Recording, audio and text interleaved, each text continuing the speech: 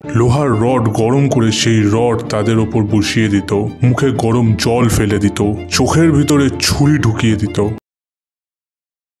বন্ধুরা, আমরা অনেকেই প্রেত আত্মা এসবের উপর বিশ্বাস করি, আর অনেকে আছে যারা এই সমস্ত জায়গায় গিয়ে নিজেরা অনুভব করেছে তাদের উপস্থিতি। তেমনই একটা জায়গার ব্যাপারে আজ তোমাদের বলবো, যে জায়গাটা হন্টেড হওয়ার পিছনে রয়েছে একটা ভয়ঙ্কর ঘটনা, আর হন্টেড হওয়ার পর আরো ভয়ঙ্কর হয়ে গেছে এই জায়গাটা চায়নাতে অবস্থিত, যার নাম হলো ফরবিডেন সিটি। আর এই ফরবিডেন সিটিটা অনেকগুলো বড় বড় ভবন নিয়ে তৈরি। এখন এটা টুরিস্ট স্পট হলেও এখন এখানে ঘটে থাকে অনেক ভৌতিক ঘটনা, যেগুলো সেখানে থাকা গার্ডরা নিজেরা বলেছে।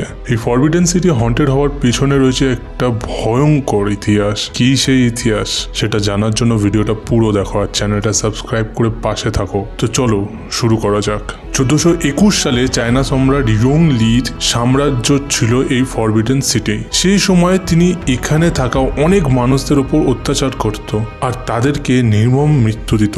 লোহার রড গরম করে সেই রড তাদের ওপর বসিয়ে দিত, মুখে গরম জল ফেলে দিত, চোখের ভিতরে ছুরি ঢুকিয়ে দিত। তো এমন চলতে কিছু বছর পর তার এই সাম্রাজ্যে আগুন ধরে যায়, আর অনেক চেষ্টা করার পরও সেই আগুন নেভানো যায় না। প্রায় 285টা ভবন সেই আগুনে জ্বলে গেছিল।